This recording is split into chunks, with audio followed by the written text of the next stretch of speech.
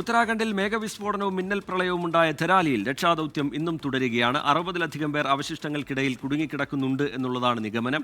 ഇതുവരെ 190 പേരെ രക്ഷപ്പെടുത്തിയതായി മുഖ്യമന്ത്രി പുഷ്കർ സിംഗ് ധാമി അറിയിച്ചു. മേഖലയിൽ കുടുങ്ങിയ 28-അംഗ മലയാളി സംഘത്തെ എയർലിഫ്റ്റ് ചെയ്യാനാണ് ശ്രമം. അതേസമയം ഗംഗോത്രി ദേശീയപാതയിൽ വീണ്ടും മണ്ണിടിച്ചിലുണ്ടായി. ബൽറാം നെടുങ്ങാടി വിവരങ്ങളുമായി ചേരുന്നുണ്ട് ഉത്തരാഖണ്ഡിൽ നിന്ന്. ബൽറാം, രക്ഷാദൗത്യം തുടരുന്നു. അതിനിടയിൽ തന്നെ ഒരുപാട് വെല്ലുവിളികൾ ദൗത്യസംഘത്തിന് നേരിടേണ്ടി വരുന്നുണ്ട്.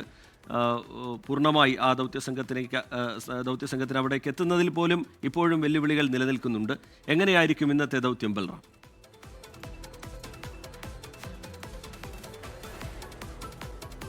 റിജിത്ത്, രക്ഷാദൗത്യത്തെ സംബന്ധിച്ചിടത്തോളം ഇന്ന് ആശ്വാസകരമായ അല്ലെങ്കിൽ പ്രതീക്ഷ നൽകുന്ന ഒരു സാഹചര്യമാണ്. ഏറ്റവും ആദ്യത്തേത് കാലാവസ്ഥ തന്നെയാണ്. കാലാവസ്ഥ അനുകൂലമാണ്. രാവിലെ മുതൽ തന്നെ മഴയില്ല.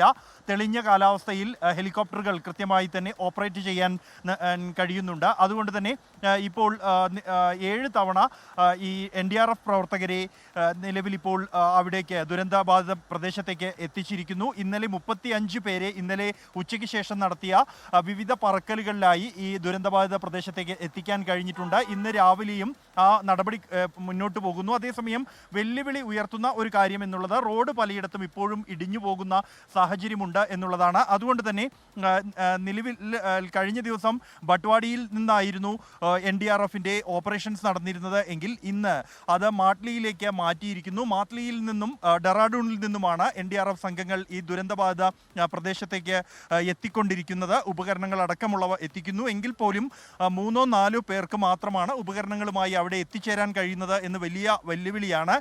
എന്നാൽ ആശ്വാസകരമായ രണ്ടാമത്തെ കാര്യം എന്നുള്ളത് ബട്ട്വാഡിയിൽ തകർന്ന റോഡ് ആണ് വലിയ ഒരു വെല്ലുവിളി ഈ രക്ഷാപ്രവർത്തനത്തിന് ഉണ്ടാക്കിയത്. ആ റോഡിൽ തകർന്ന ഒരിടം ഇപ്പോൾ കൃത്യമായി തന്നെ അത് പുനർനിർമ്മിക്കാൻ കഴിഞ്ഞിരിക്കുന്നു. നിർമ്മാണ പ്രവർത്തനങ്ങൾ പൂർത്തിയായിരിക്കുന്നു. ഈ മേഖലയിൽ വാഹന ഗതാഗത യോഗ്യമാക്കിയിരിക്കുന്നു ഇവിടം എന്നുള്ളതാണ്. നമ്മളിപ്പോൾ കാണുന്ന ഈ ദൃശ്യങ്ങൾ ബട്ട്വാഡിയിലെ റോഡിൻ്റെ തകർന്ന ഒരു ഭാഗം അത് കൃത്യമായി തന്നെ നിർമ്മാണം പൂർത്തിയാക്കാൻ കഴിഞ്ഞതാണ്.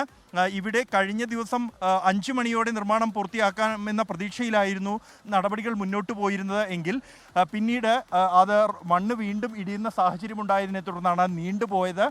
ഇപ്പോൾ അത് പൂർത്തിയായിരിക്കുന്നു. എങ്കിലും ഭീഷണിയായി മണ്ണിടിച്ചിൽ ഭീഷണി ഇപ്പോഴും തുടരുകയാണ്. രജിത്ത, ദൃശ്യങ്ങളിൽ കാണാം ഇവിടെ ഇപ്പോൾ നിർമ്മിച്ച ഏതാണ്ട് മിനിറ്റുകൾക്ക് മുമ്പ് നിർമ്മിച്ച ഈ ഇടത്ത് പോലും വിള്ളലുകൾ ഉണ്ടായി മണ്ണ് ഇടിയുന്ന ഒരു സാഹചര്യം ഉണ്ടായിരിക്കുന്നു എന്നുള്ളത് രക്ഷാപ്രവർത്തനത്തിൽ വെല്ലുവിളിയാണ്. ഇനി ഇവിടെ നിന്നും ഏതാണ്ട് 1/2 കിലോമീറ്റർ മാത്രം അകലെ അടുത്ത ഏതാണ്ട് 1/4 കിലോമീറ്ററിലേറെ ദൂരത്ത് റോഡ് പാടെ ഒലിച്ചുപോയ സാഹചര്യമുണ്ട്. അവിടെയും നിർമ്മാണ പ്രവർത്തനങ്ങൾ 3 മണിക്കൂറിനകം പൂർത്തിയാക്കാൻ കഴിയുമെന്നാണ് ബോർഡർ റോഡ് ഓർഗനൈസേഷൻ അറിയിക്കുന്നത്. അതിനുവേണ്ടിയുള്ള നടപടികൾ ഊർജിതമായി തന്നെ പുരോഗമിക്കുകയാണ്. ഈ 2 വെല്ലുവിളികൾ പൂർത്തിയായാൽ ഈ മൂന്നാമത്തേത് റോഡ് ഗതാഗതം തടസ്സപ്പെട്ട പാലം തകർന്ന സ്ഥലത്തേക്ക് ബെയിലി പാലം നിർമ്മിക്കുന്നതിനാവശ്യമായ സാമഗ്രികൾ എത്തിക്കാൻ കഴിയും. അത് വലിയ ആശ്വാസമാണ്. ഇന്ന് വൈകിട്ടോടെ ഈ പാലം തകർന്ന പ്രദേശത്തേക്ക് സാമഗ്രികൾ എത്തിക്കാൻ കഴിയും എന്ന ഒരു പ്രതീക്ഷ BRO പങ്കുവയ്ക്കുന്നുണ്ട്. അതിന് ആവശ്യമായ നിർമ്മാണ പ്രവർത്തനങ്ങൾ അല്പസമയം മുമ്പ് കരസേനയുടെ ഹെലികോപ്റ്ററിൽ എത്തി നിരീക്ഷണം നടത്തിയിരുന്നു. ഇതിൻ്റെ പുരോഗതി അനുസരിച്ചായിരിക്കും ബെയിലി പാലം നിർമ്മിക്കാൻ ആവശ്യമായ സാമഗ്രികൾ പ്രദേശത്തേക്ക് എത്തിക്കുക. എന്തായാലും രക്ഷാപ്രവർത്തനം അതിവേഗം മുന്നോട്ട് പോവുകയാണ്.